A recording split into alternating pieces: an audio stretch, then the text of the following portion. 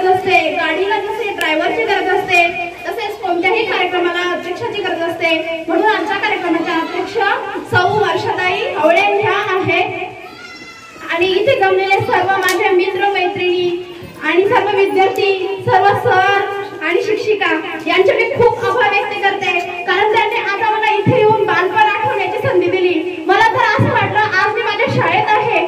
शाळेच्या या पाऊल वाटा किती तुडवल्या येता जाता, शाळेच्या या पाऊल वाटा किती तुडवल्या जाता येता, मात्र सोडून जाता रडू कोसळले आता, मात्र सोडून जाता रडू कोसळले आता.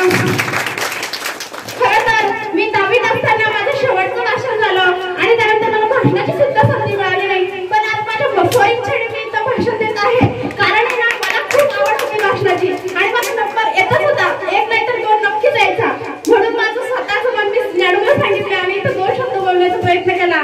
चुकलं हुकलं तरी माफ करा. खरं तर मी इथं बक्षिसासाठी नव्हते आले, मला फक्त आनंद लुटायचा होता.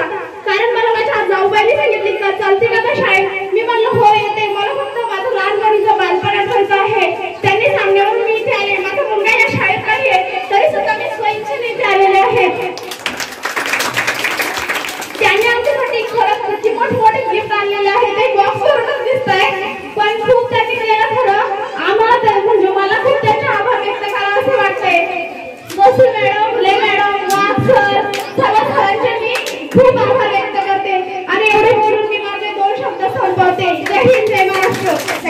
या कार्यक्रमाचे नियोजन एकदम अतिशय उत्तम नियोजन होते आणि माझ्या गावातल्या महिलांना असा आनंद तर कुठंच मिळणार नाही लुटायला. सगळ्यांचे आभार मानते, कारण की माझ्या महिलांना तुम्ही इथे बोलवण्याचा प्रयत्न केला. काहीतरी कशातून तरी का होईना महिलांना सन्मान मिळायलाच हवा. महिलांना आनंद मिळाल्यासाठी तर महिलांना आनंद मिळत नाही. जिल्हा परिषद शाळेच्या तर्फे का होईना पण महिलांना आनंद मिळाला ही खूप छान गोष्ट आहे.